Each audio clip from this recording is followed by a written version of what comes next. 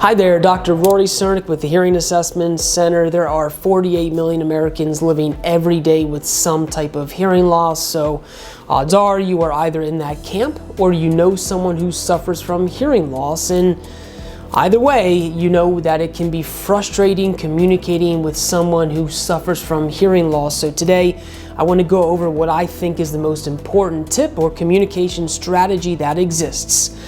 For me, I have a busy life. We help a lot of people every day at the office. We're fortunate to do so. I have young kids, so it takes a lot of our time. So with my wife, Allison, and myself, if we can find 30 minutes every day to reconnect, that's fantastic. And oftentimes for us, it's during a TV show. So I take for granted that while I'm watching TV, I can hear her. Not that I should, but I can multitask, and I take that for granted. But when you suffer from hearing loss, multitasking is nearly impossible. You can't do two things at once.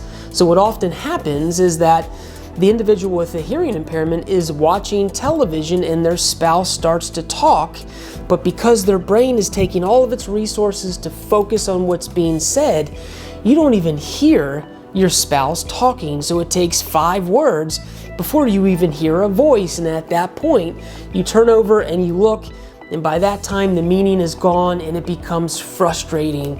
So hearing loss, it's an unqualified disability. When you have a cane or walker, you can see it. You can see that disability, so you know not to rush that individual. With hearing loss, even if you treat it with amplification, the technology is so small, out of sight, out of mind. So what I always encourage those with hearing loss and their family members to do is to have intention for that conversation.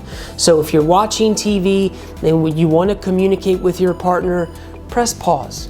Stop what you're doing so it allows them to have intention and refocus on you so you can have the conversation. Call them by name, tap them on the shoulder, do whatever you need to do so that individual doesn't have to multitask. If you do that, I promise you'll be able to communicate better. You'll be able to watch your favorite show and talk at the same time. Any questions, let me know. Find us hearingassessment.com. Dr. Rory Cernick, take care.